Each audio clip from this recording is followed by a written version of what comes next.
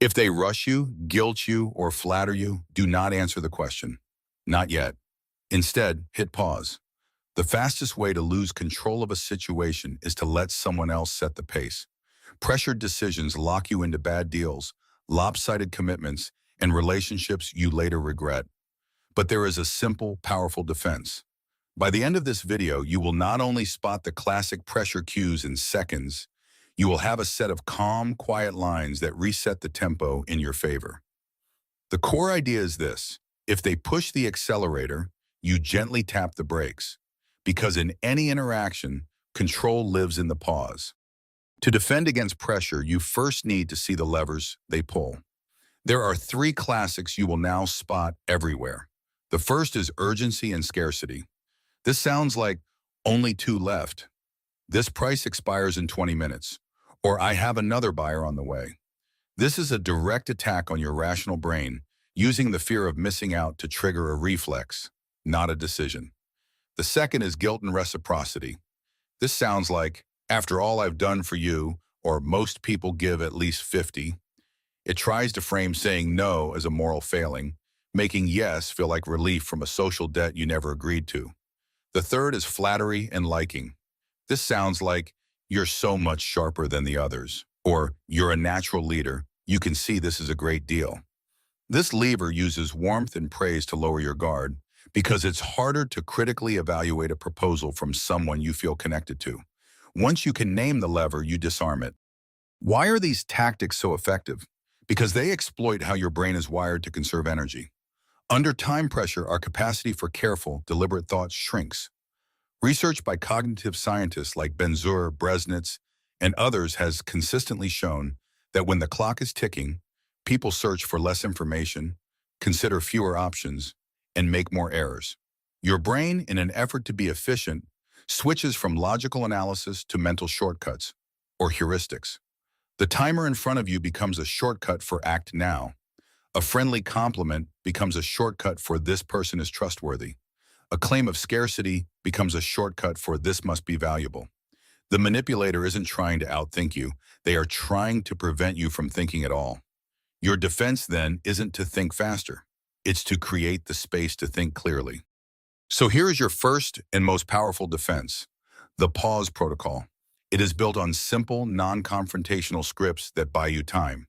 Your go-to line is, I don't make decisions on the spot. Please email me the full terms, and I'll get back to you by a specific time, like 10 a.m. tomorrow.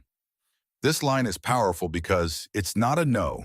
It's a statement of process. It reframes you as deliberate, not difficult. You can reinforce this with tactical silence. After you state your process, simply stop talking. Wait. An uncomfortable silence of 3 to 5 seconds often makes the other person rush to fill the void, frequently revealing information or softening their stance. Finally, externalize the process. Say, let me just write that down. Taking notes physically shifts the interaction from emotion to documentation. It forces clarity and signals that you are taking this seriously on your terms. Your second defense is to name the move. Psychologically, this works like an inoculation. By exposing the technique, you weaken its effect. You can say it calmly, that sounds like a deadline play. I don't decide under a timer. Or, I appreciate the kind words, but I always separate praise from a proposal. Notice you are not accusing them of manipulation. You are simply stating your boundary around a specific tactic. When it comes to flattery, this is crucial. Research shows that compliments can still make us more compliant, even when we suspect they are strategic. Your defense is to consciously create a firewall in your mind. Acknowledge the compliment. Thank you, I appreciate that. And then pivot to your process. Now, regarding the proposal, my standard review takes 24 hours. You keep the warmth, but you protect your decision. Your third defense is to use external anchors. These are rules, policies, and laws that exist outside of your personal preference, making your pause feel objective and non-negotiable. At work, you can say, company policy requires that procurement reviews all contracts over this amount. It's not you saying no, it's the system. This depersonalizes the delay. In your personal life, you can create your own policies. My personal rule is I sleep on any financial decision over $100. But the most powerful external anchors are legal rights designed specifically to counteract high-pressure sales. In the United States, the FTC's cooling-off rule gives you 3 business days to cancel many types of sales made at your home or a temporary location. In the European Union, a similar directive gives you a 14-day right of withdrawal for most online or off-premises contracts. These laws exist for one reason.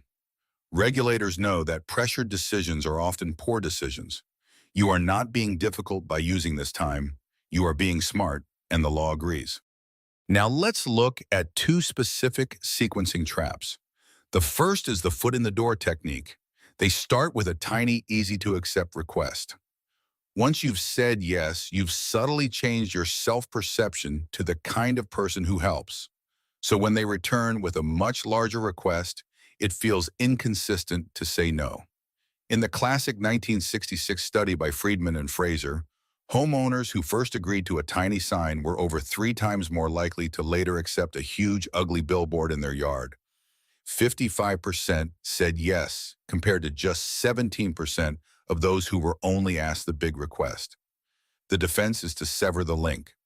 Say, I was happy to help with that first item. I'll evaluate this new request on its own merits. The second trap is the inverse, the door-in-the-face technique.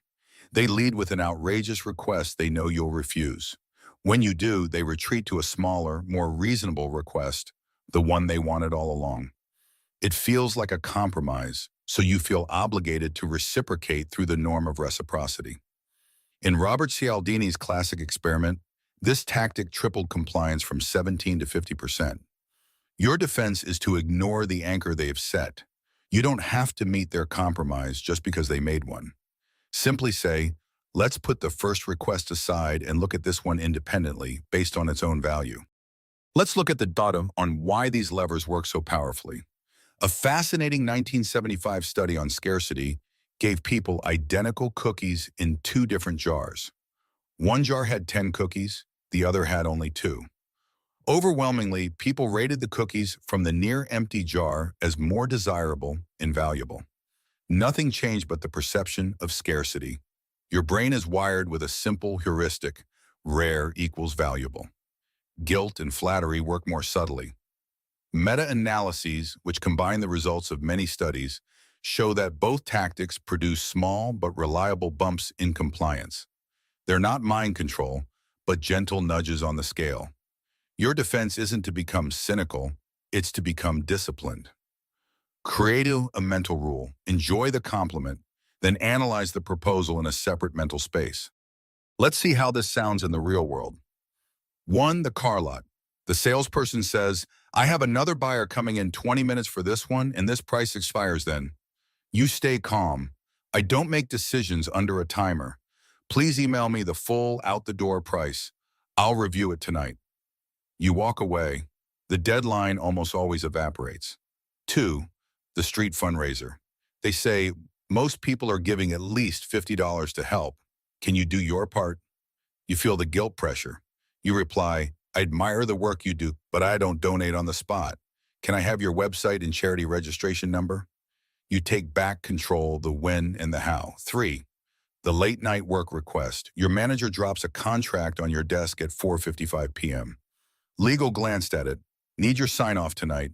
You say, I'll give it a full review first thing tomorrow. If it's truly urgent, please loop in procurement now. The urgency was a shortcut. Your process is the solution. 4. The dating love bomb. After 2 dates, they say, I've never felt this way. Let's go away for the weekend.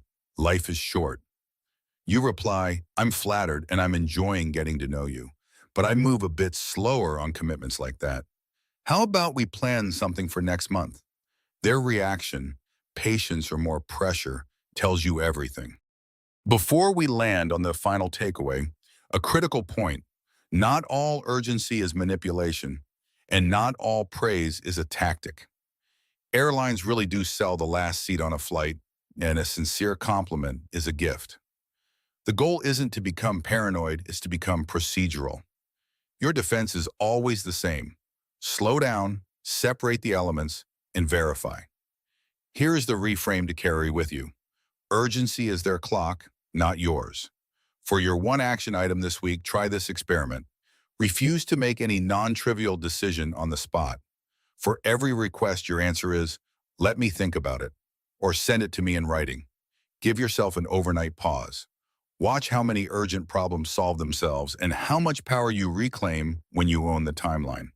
If this framework helps you feel more grounded and in control, subscribe to MindMo for more tools to master your world.